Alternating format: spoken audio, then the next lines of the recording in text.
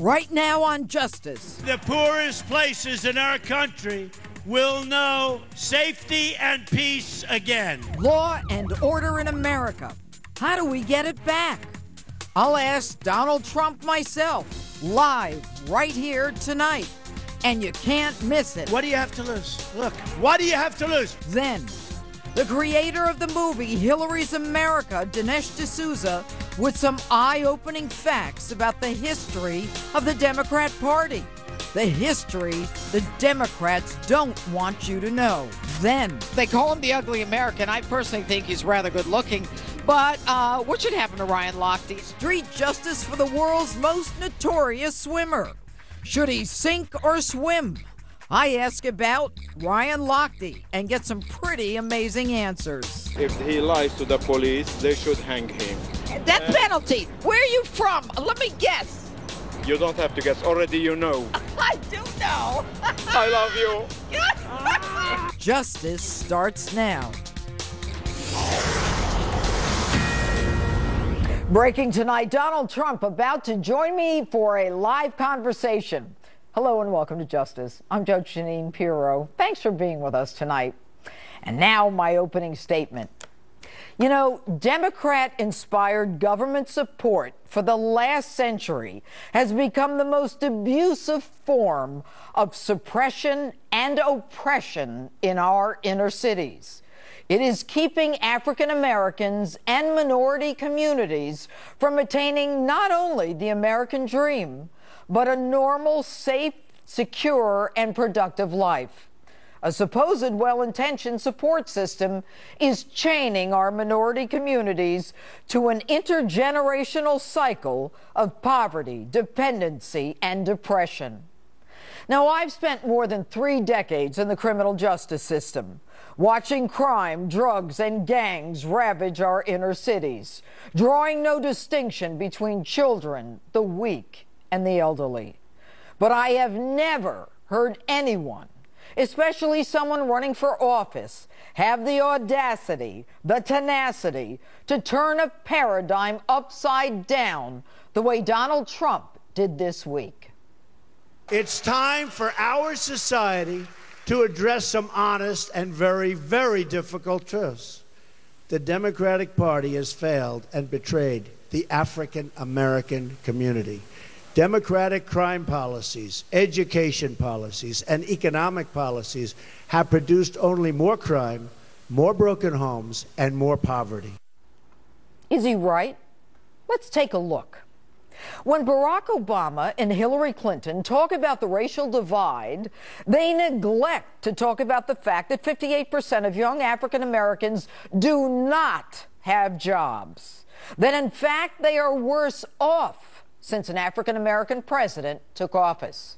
So what makes anyone think things will get better under the same policies? When Barack Obama and Hillary Clinton talk about the economic divide in this country, what have they done about it, other than Hillary Clinton magically going from dead broke to being worth more than $100 million, that she'll admit to, without a business, a company, or anything other than a so-called not-for-profit corporation? And while Obama and Clinton talk about those much-needed conversations between the minority community and our law enforcement officers, they do so to the background chant, "What do we want? Dead cops. When do we want them? Now." Today, more police are targeted and killed than ever before. And while Barack Obama and Hillary Clinton talk about the poor and the oppressed, the anarchists, Black Lives Matter, and Occupy Wall Street, group burn down and destroy neighborhoods, where the only ones suffering are African-American mom-and-pop shops and African-American small business owners. And while they pontificate on the quality of justice for minority communities like Ferguson and Baltimore, juries, judges, and even their own Department of Justice outright reject their make-believe incendiary and divisive narrative. And in case you haven't noticed, gun crimes against African Americans in the inner cities only matter if law enforcement is involved.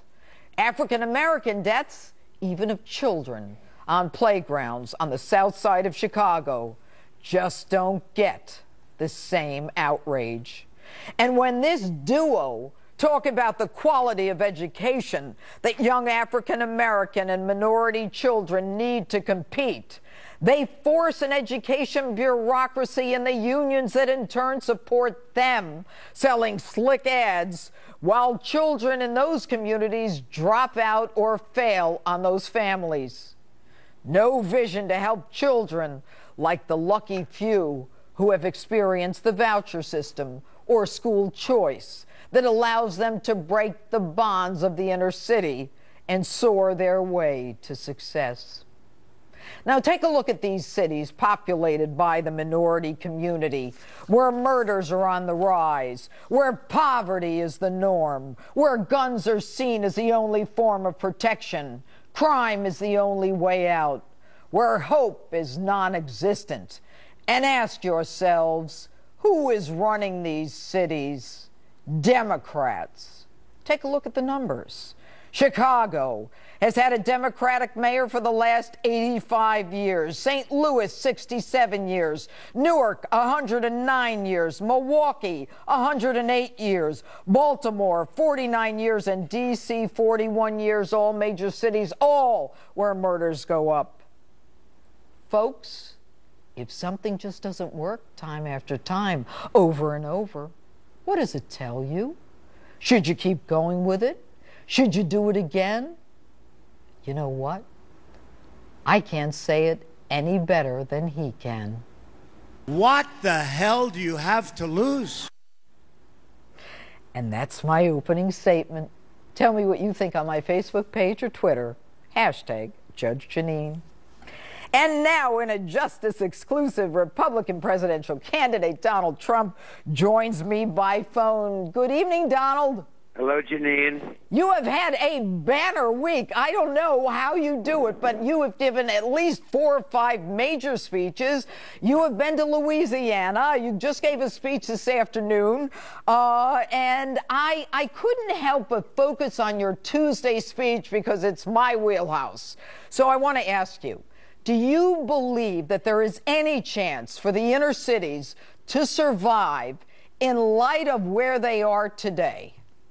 Not with the people running them that are running them today, Jeanine. I mean, I know some of the people that actually are running them, and they couldn't care less. They just want the votes, and then after they get the votes, it's back to business as usual with special interests, and it's just not going to work. And the African-American people have been absolutely mistreated and abused by Democratic politicians who have taken advantage of them. And, you know, it was in my speech, and I really sort of just was reading the statistics where you have 40% that are living in poverty, 58% of the students, I mean, the young people, they can't get jobs. And, you know, it's just like a total catastrophe. The unemployment rates, everything is bad.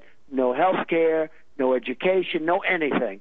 No anything. And poverty is unbelievable. And then I said, hey, wait a minute. Vote for me. What do you have to lose? I can't do worse. You can't do any worse than what these people have been doing, and I will do better. And actually said that if you vote for me the next time in 4 years, I'll get 95% of your vote because you're going to see such a big improvement. But I said to the African-American people in all of these cities, I just looked at those numbers. They're atrocious that you just put up. I said, vote for me. What do you have to lose? But what would you do differently, Donald? Well, I'd get jobs. For one thing, we're going to, you need jobs. I'd also create spirit. We have a president who is absolutely a divider. I call him the great divider. And there is so little spirit, and there is such great division, and we need a cheerleader. I thought he was going to be a cheerleader. He's not a cheerleader. I mean, look at, as an example, he's up playing golf with his friends and doesn't know what's happening down in Louisiana. I was there. And I want to say it is so sad when you look at these houses that are, absolutely destroyed. Even though they're standing, they have to be taken apart and put back together again. Well, I have to tell you, Donald, my family lost a house in a flood, and it is horrible. But I did see there was a gentleman in Louisiana. It was on the internet. He was crying because he met you, and he couldn't believe that you actually went there and that he actually had the opportunity to meet you. But you know, the president had no plans to go to Louisiana, and then after you were there yesterday, we now hear that he plans on going there next week. Do you think you shamed him into going? Well, I don't know about that. Perhaps so. I'm not looking to have done that. But I will say this. I think next week is too late. Tuesday is too late. He's going to go on Tuesday. And I just think that you go. What you do is tell your golf buddies tomorrow morning that you won't be able to make it. Hop in the plane, you know, nice 747, very old, a lot of fumes pulling into the air. But nevertheless, hop into the plane and go down to Louisiana and see what's going on, because it is a mess. And the Army Corps of Engineers could have solved a lot of it. You know, they were telling me one of the big problems, the Army Corps of Engineers, under his jurisdiction for a long time, almost 8 years, had they done certain changes that everybody has been begging them to do, the floods would have been at a much, much lower level. And you would think after Katrina that they would have figured this stuff out. Well, they just couldn't get them to move. They said they couldn't get them to move. They wouldn't do it. They just couldn't get them to move. And you know, that's government, unless you have a leader at the top. All right. You know, Donald, one of the things that is happening as we're speaking is there apparently was another terror attack in Turkey. And although we don't know all of the details, what we do know and the bare facts are that it appears that there was a wedding in Turkey, and it was an outdoor wedding. And it appears that there was possibly a suicide bomber, as many as 22 people dead. And there are reports, and you know as well as I do, that all of these things change. You know, when we first hear things, they may not necessarily be true. But what would you do as president to stem all of these attacks and you know, the tide of these kinds of attacks? Well, we have to be much tougher than we are right now. We have to be less politically correct. We have to be so vigilant with respect to other people reporting, people in the community reporting what's going on. I heard about the attack in Turkey. It looks like it's radical Islamic terrorism again, and I'm sure, of course, you know, the president won't use that term, but it looks like that, and we'll have to find out. But, you know, I'm sure you wouldn't be totally shocked if it was. Well, but it is just a horrible thing that's going on. Nobody's seen anything like this. I mean, you go back to medieval times when they chopped off heads. It's like nobody's seen what we're seeing now: drowning in steel cages, chopping off heads, burying in sand. Nobody's seen this, Jeanine. This is medieval times. It is barbaric. You know, Donna, one of the things that I'm going to do is I'm going to be going next to Dinesh D'Souza, who did the movie Hillary's America, which is a discussion of some of the things that you've talked about in terms of the inner city and Democrats and what has happened to a lot of the people in the inner cities. And I hope that you're able to see that movie, because it's very interesting, very consistent with where you're going. And I'm going to ask you one last kind of fun question. Go ahead. All right. As you prep for these debates, who's standing in for Hillary? Well, you know, so far I have not really given it too much thought. I didn't prep for the other debates and the primaries. I studied for them, but I didn't really prep per se. I guess the standard thing is you'd have to. You would be a very, very good. You are something. I was going to offer myself up, but I work for Fox, and everybody knows I love you, so everybody knows we're friends. But I'm not blonde, so I don't think it would work.